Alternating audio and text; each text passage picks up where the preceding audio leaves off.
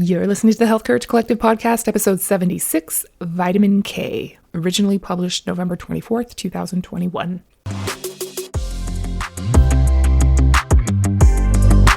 Welcome to the Health Courage Collective podcast, the show for women who are too busy to slog through hours of generalized, inapplicable, and often contradictory health information, but too smart to ignore that a few minutes of focused attention now can prevent years of suffering in the future. I'm your host, Christina Hackett, a pharmacist who doesn't want you to live on prescriptions, a certified coach specifically trained to maximize your potential, and a compulsive learner obsessed with preventative, cutting-edge, holistic, and integrative medicine. I'm on a mission to increase your physical and mental resilience so you can fearlessly look forward to your next 40-plus limitless years. Your time is now. Let's go. Hello, my friend. I'm so glad you're here for another episode. I hope you know that I think you are awesome. Have you thought through some of the ways not to be unhappy for the rest of your life? Isn't it funny how we think what we want is to have an easy, struggle-free life, but what actually makes us happiest is to do some scary, hard things, even when we think we don't want to? Today, as we always do, we're going to talk about one of my favorite things, vitamin K. If you remember 4 weeks ago, we talked about vitamin E and how it's pretty misunderstood. Vitamin K doesn't have as much of a controversy or mystery around it, and some people are starting to get wise to it. But the vast majority of people, including medical professionals, don't know as much as they should about its nuances and their potential for good. It can make a big difference, even possibly save your life. Vitamin K was discovered in the 1930s. It's named K because the German word for coagulation starts with a K. The first big thing you need to know is that there are two forms of vitamin K. K1, which is also the name of a go-kart racing place near me that my kids love, but that's not what we're talking about here, and K2, which is also the name for the second highest mountain on Earth. I just looked it up out of curiosity. It's on the border of Pakistan and China, and it's nicknamed the Savage Mountain. But that's not what we're talking about here either. K1 and K2. Unlike vitamin E, both forms were discovered in the 1930s. Vitamin K is a fat-soluble vitamin that is required to activate vitamin K-dependent proteins. There are 17 of these proteins that we know of so far, and they are located in bone, heart, blood vessels, etc. Vitamin K1 and K2 are structurally very similar, with K2 being a little less saturated with hydrogens, meaning it has a few more double bonds in its side chain. Sounds a little bit like our vitamin E discussion, right? Vitamin K1 is called phyloquinone and has hogged the vitamin K spotlight for the past 85 years. It's all people ever thought vitamin K was. A lot of people, including medical professionals, still do. But we're not normal, so I hope to convince you to hop aboard the K2 train with me today. It's been picking up steam for the past 5 years or so, which is a good thing. K1 phyloquinone is by far the most predominant form in the diet. You'll find it in all the green leafy vegetables, spinach, kale, collard greens, mustard greens, dandelion greens, all of them, and lower amounts in other green vegetables. Interestingly, it's a little higher in cooked green leafy vegetables than raw. I thought that was strange. Vitamin K1 promotes healthy blood clotting. There's a drug called Coumadin or warfarin that works by inhibiting vitamin K-dependent coagulation factor synthesis, and people who take Coumadin have to monitor their vitamin K consumption. Vitamin K is also given as a rescue in people who have overdosed with Coumadin. In the US, all babies born in the hospital are given a vitamin K shot right after birth to prevent a rare but potentially fatal bleeding around the brain due to vitamin K deficiency. Vitamin K deficiency is very rare, even more so in non-newborns, because the body recycles it and stores it in the liver and in fat stores. The main symptom of vitamin K deficiency is increased bleeding. You do need to have adequate vitamin K1 in your life.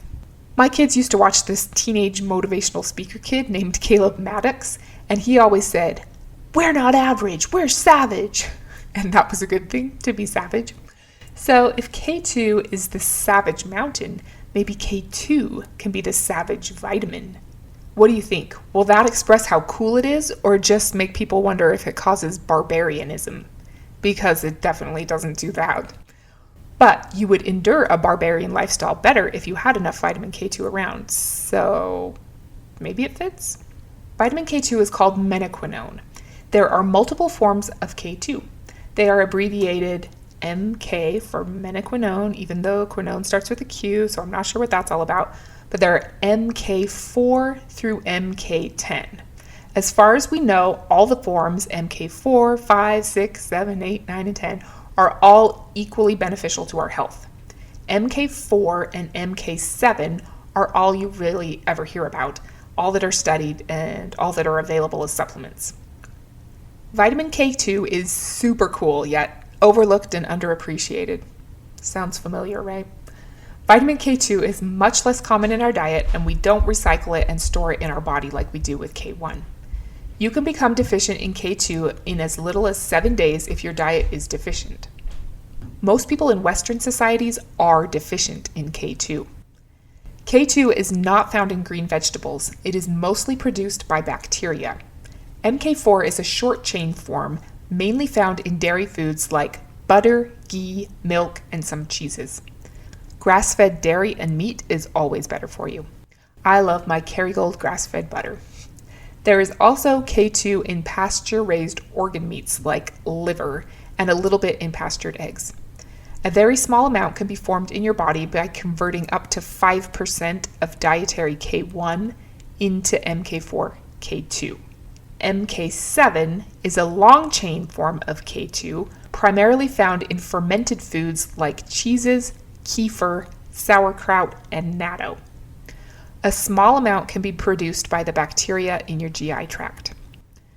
I've been meaning to try natto for a few years now because I know how good it is for you. I've heard it tastes just like eating boogers, so for that reason, I've just been taking K2 as a supplement this whole time, but maybe I'll get brave and give it a try just to let you know what I think. I'm not sure what I'd put it on. I'm not a fan of soy in general, so I'll see if I can find any organic natto. If you haven't heard of it before, natto is fermented soybean paste. The fermentation process makes glutamic acid polymers which can stretch up to 8 feet long. The longer it stretches, the better the natto. In addition to vitamin K2, the enzyme nattokinase in natto paste is really good for you and your cardiovascular health. Natto has the most dietary K2. Next after that is pastured goose liver. Next would be Gouda and then Brie. There is one kind of blue cheese that has it, but you have to know exactly which bacterial strain they used in the making of the blue cheese because there are all kinds of different ones used. Okay, so why do I love vitamin K2 so much? Question, have you ever tried blue light filtering glasses yet? You probably know that the blue light coming out of all your screens can strain and possibly damage your eyes, so protecting your eyes is a good idea. I've tried a few different kinds of blue light filtering glasses over the years, but lately my eyes were physically aching after looking at screens, so I got a pair of glasses from EyeBuyDirect with Sight Relax lenses that are designed to relieve eye strain in addition to blocking blue light. They have a really subtle magnification at the bottom, which I wasn't sure I would like, but I really do. And the lenses are a lot more clear. I always felt like my other blue light lenses were never all the way clean. If you've never tried EyeBuyDirect, there's a link in the show notes for $10 off your first pair of glasses that you can use in addition to 15% off your first pair. They have great deals on prescription glasses and sunglasses in addition to blue light glasses, and they have so many different kinds of frames to choose from really conservative ones to really bold. My Sight Relax glasses look like tortoiseshell, but it's actually little flowers on the frame. Cute. Okay, back to the episode. Okay, so why do I love vitamin K2 so much? What does it do? It doesn't participate in blood clotting the way K1 does. The main thing K2 does is to tell calcium where to go. Why does this matter? I remember in the early 2000s when I was in pharmacy school and for several years after I graduated, calcium was a big deal. You thought health was chewing chocolate-flavored Viactive calcium chews. There was much ado about oyster shell calcium versus calcium citrate, and everyone was recommending that women, especially older women, take 1,200 milligrams of calcium 2 to 3 times a day. We thought that would prevent a whole generation of women from getting osteoporosis. At that time, we had a calcaneus heel bone DEXA scanner at my pharmacy. So not like the full body DEXA scans, it just went in your heel. But it showed my bone density when I was 21 years old as that of an average 70-year-old woman. I already drank a ton of milk, but I started taking calcium once a day too because of that. I thought this was the one and only way to increase my bone density. Over the years, it became more and more apparent that loading up on calcium alone is not a safe thing to do. People started experiencing deadly problems. Do you remember how I keep saying that nutrients are not solo acts? They all need to be in balance for things to work. It's very important that calcium be in balance with potassium and magnesium. Most Americans are deficient in magnesium. Vitamin D is required for proper calcium absorption, and our savage vitamin, vitamin K2, is required for calcium to go to the right places. We absolutely need calcium in our bodies, especially in our teeth and our bones. Getting a lot of calcium into your body without proper balance and direction causes calcium to deposit in places like your coronary and carotid arteries. It can also cause kidney stones, heel spurs, breast tissue calcifications, heart valve deposits, and more. You definitely don't want calcifications where they don't belong. You can actually get a calcium scan of your arteries to check if you have this if you want to. So, with a lot of calcium running around, you start to get these scary deposits even while your bones and teeth continue to lose calcium, getting weak and holey in the case of dental cavities. You lose the calcium from where you want it, and you gain it where you don't. Enter vitamin K2. When given the right nutrients in the right balance, your body can thrive. With the right amount of vitamin K2, vitamin D, and magnesium around, calcium goes to your bones and teeth and stays out of your arteries and other places that you don't want it. For real. Vitamin K2 activates a vitamin K-dependent protein called matrix GLA, a protein that inhibits calcium from entering soft tissues like arterial walls. Studies have shown that K2 protects against cardiovascular disease and hospitalizations. It reduces calcification of coronary arteries and lowers the risk of death from coronary heart disease. Studies have shown that increased K2 actually lowers the risk of death from any cause. Vitamin K2 improves bone quality and strength, reducing risk of osteoporosis and fractures. It activates a vitamin K-dependent protein called osteocalcin, which promotes bone formation. Studies have shown it to reduce bone loss and fracture risk in postmenopausal women. I've heard some naturopaths say that it's possible that tooth temperature sensitivity is exclusively a vitamin K2 deficiency problem. Maybe so, but even if not, it definitely plays a big role in tooth sensitivity. If your teeth are sensitive to temperature, it's possible that you need more vitamin K2, not more fluoride. Tooth strength and health improves with more vitamin K2. K2 may also have some antimicrobial properties, specifically in the mouth. Part of a longer discussion, but it is possible to remineralize your teeth rather than get your cavities drilled and filled. It takes an expert and orchestration of consistent effort, but it can be done, which I think is pretty awesome. Activation of osteocalcin also helps with glucose homeostasis, which stimulates healthy insulin and adiponectin expression. Insulin is a hormone that controls so much. It's not just about blood sugar. That's its main job, but high insulin is a major problem for your body, even if your blood sugar levels are still normal. Most people, including medical practitioners, don't care about your insulin level until your blood sugar is off. We're not normal, so we care about this, but we'll have to discuss more about it later. Adiponectin is a hormone that protects against developing insulin resistance and type 2 diabetes. Studies have shown that vitamin D3 and K2 together produce higher insulin sensitivity, and this lower insulin resistance improves PCOS symptoms and also decreases triglycerides and VLDL cholesterol. Improving glucose and lipid metabolism is hugely important, and it makes sense that because of this correlation, studies have shown decreased abdominal fat in postmenopausal women who take vitamin K2. Vitamins K1 and K2 both reduce inflammation. This is a big deal. We want to keep our chronic inflammation low, and we live in a very inflammatory society, so it's hard to do these days. K2 inhibits the release of pro-inflammatory cytokines by the immune system and reduces markers of oxidative stress that accelerate aging. Reducing inflammation promotes brain health. Do you remember that many conditions like Alzheimer's, Parkinson's, even anxiety and depression are related to inflammation in the brain? K2 is not the only piece, but it can be a helpful piece of the puzzle. MK4 is the predominant form of K2 in the brain. It helps in the production of sphingolipids, a group of complex fat molecules that are components of cell membranes and the nervous system. People with Alzheimer's and Parkinson's have been shown to have reduced levels of K2 and harmful changes to their sphingolipid metabolism. Vitamin D acts a little more like a hormone than a vitamin, and it does a lot of great things. You definitely want adequate levels of vitamin D in your body all the time.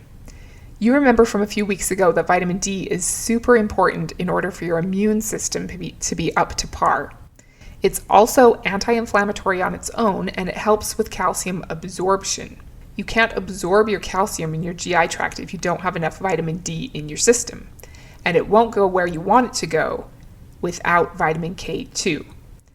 This synergy of vitamins D3 and K2 is important in all the ways K2 is important in your body.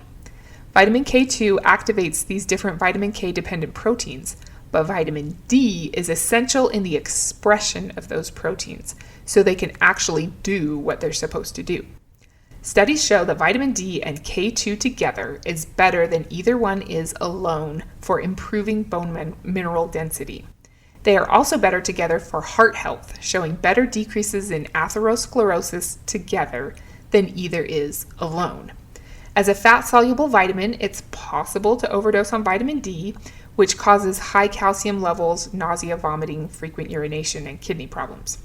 There is a naturopathic doctor named Dr. Kate Remou-Bleu, I think she's Canadian but French, who wrote a book about vitamin K2, and she says that vitamin D toxicity is actually caused by induced deficiency of vitamin K2, or an imbalance between D and K. So if you had enough K2 around, you would never overdose on vitamin D. I didn't know that before.